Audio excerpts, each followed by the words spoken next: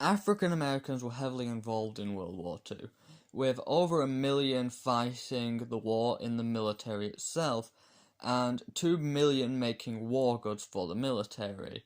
In the war, they were exposed to different views on race, with the soldiers in the UK going to unsegregated pubs and being exposed to the less racist UK, and the migration of people north from the Deep South have continued, and they were exposed to the less racist views of the North, however, to a lesser extent than the UK.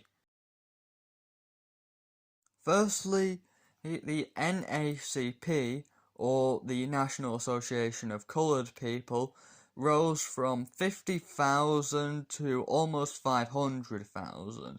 But the movement I actually want to talk about here is the WW campaign. The movement started when the newspaper, the Pittsburgh Courier, published a letter by James G. Thompson asking if he should sacrifice his life to only be half American.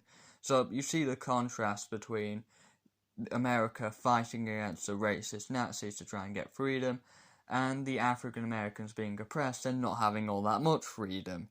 And after the letter's good reception, the newspaper encouraged the movement, and it only spiraled off from there. In World War II, women entered the workforce en masse.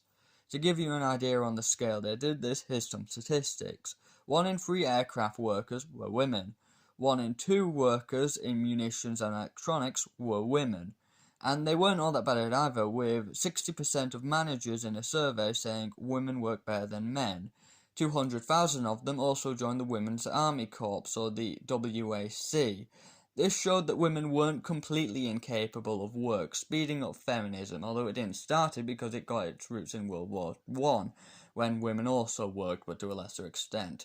But yeah, World War II was very much largely responsible for feminism.